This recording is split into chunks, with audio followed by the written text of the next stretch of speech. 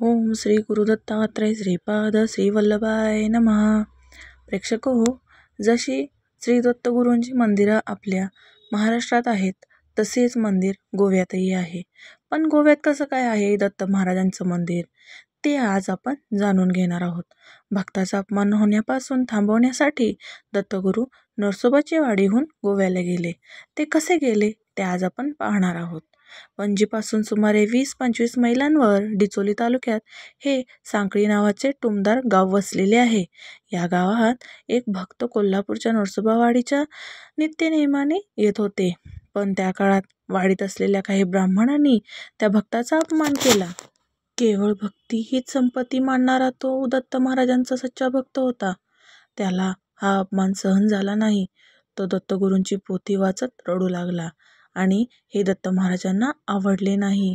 साक्षात दत्त महाराजांनी त्या भक्ताला दृष्टांत दिला आणि इथून पुढे तू मला भेटायला येऊ नकोस, मीच तुझ्या गावी येतो असं सांगितलं आणि दत्तगुरूंनी थेट गोव्याची वाट धरली. अंदाजे 125 वर्षांपूर्वीची ही गोष्ट आहे. म्हाळू कामत या विठ्ठल भक्ताचे सुपुत्र लक्ष्मण कामत हे निस्सीम दत्तभक्त होते. प्रतिवर्षी नरसोबाच्या वाडीला जाऊन ते गुरुचरित्राचे पारायण करीत असत. अनेक वर्ष हा नेम त्यांनी अत्यंत निष्ठेने चालविला होता. पण हाच नेम चालवित असताना त्यांना स्थानिक सेवेकरी अनेकदा त्रास देत होते, अवहेलना करीत असत. एकदा असाच अपमान सहन न झाल्याने कामत तिथून परत निघाले. आता मीच तुझ्या गावी राहायला येतो असे स्वप्नात त्यांना सांगितले. मग विविध चमत्कारांची मालिका सुरू झाली असे सांगितले जाते. दत्तभक्तांमध्ये ठाम श्रद्धा आहे. या ठिकाणी रामनवमी, अक्षय तृतीया, नवरात्रोत्सव, महाशिवरात्री, दत्त जयंती असे उत्सव समारंभ साजरे केले जातात. प्रतिष्ठापना दिन हा दत्तमूर्तींचा वर्धापन दिन म्हणून साजरा केला जातो. सांकळीचे हे देवस्थान अत्यंत कडक आणि जागृत म्हणून पंचक्रोशीत प्रसिद्ध पावलेले आहे.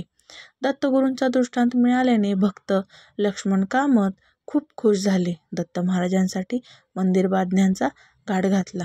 त्याच सुमारास सांकळी येथील श्रीमती मथुराबाई शेणवी बोडके यांना त्यांच्या पतीच्या स्मरणार्थ औदुंबवृक्षाचे रोपण आणि त्यास पार बांधण्याची प्रेरणा मिळाली.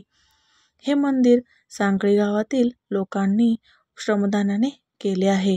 देवालयाची वास्तू सिद्ध झाल्यानंतर लक्ष्मण म्हाळू कामत पितृशास्त्री आणि चिंतामणराव वालावलकर यांच्यासह मुंबईला गेले.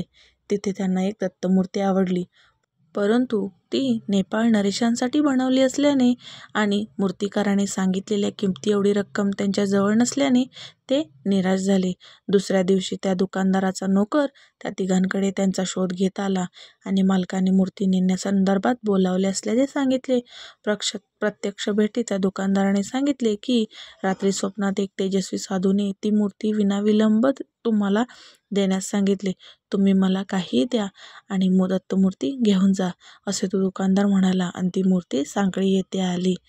असेच नवनवीन व्हिडिओ जर तुम्हाला माझ्या आवाजात ऐकायला आवडत असतील तर माझ्या चॅनेलला लाईक, शेअर आणि सबस्क्राईब करा. श्री स्वामी समर्थ. अवधूत चिंतन. श्री गुरुदेव दत्त.